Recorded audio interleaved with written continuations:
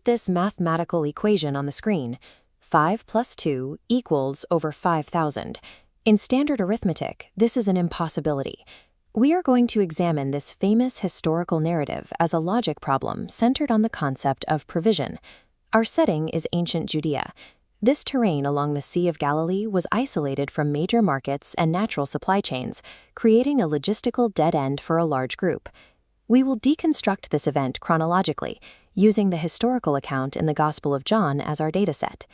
The text establishes the first variable of our problem, a massive scale of human demand. Thousands of people are gathered in this remote location without food. This balance scale visualizes the physical reality. On one side, we have 5,000 people. On the other, the only available resources, 5 small barley loaves and 2 fish. The deficit is mathematically overwhelming. The writer engineers this specific crisis to demonstrate that human resources are entirely inadequate for the scale of the need. To solve the crisis, the narrative follows a precise sequence. Jesus takes the meager food, looks toward heaven, and gives thanks. Look at this logic flowchart. A standard reaction to scarcity follows a path from deficit to panic or immediate labor. The narrative routes the solution through a different path. It moves from deficit directly to gratitude. In this narrative structure, the act of thanksgiving functions as the operational link between the initial scarcity and the eventual expansion of the food. The text positions this acknowledgement of a higher source as the turning point for the resources.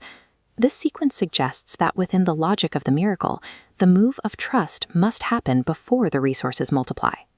During the distribution phase, the disciples pass the food to the crowd, and the supply endures until every person has received a portion. The text focuses on the timing of the expansion. The bread increases as it is shared, shifting the focus from the physical properties of the food to the act of distribution itself. Divine provision in this account meets the people at the point of their active sharing. It functions as a dynamic supply rather than a pre-existing stockpile. At this point, our scale is balanced. The immediate problem is solved because the 5,000 people have received adequate food. I want you to consider a logical question. If the primary goal was to feed the hungry and everyone is now full, why does the text require the disciples to gather up the leftovers? Pause and consider the purpose of that command. A balanced equation accounts for the survival of the crowd, but the final verses introduce a new set of variables that redefine the scope of the event. The final scene records the gathering of exactly 12 baskets of leftover bread and fish.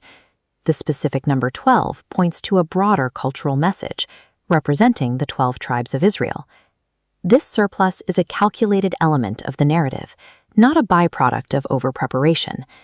This diagram shows the final state of the equation. The scale tips away from mere adequacy and toward an overflowing surplus. This framework summarizes the logic.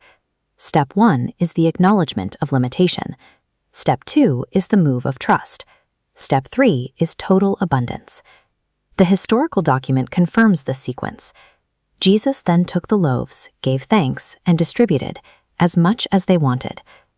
The logic of John 6 positions extreme human deficits as the necessary starting point for a demonstration of overflowing divine surplus.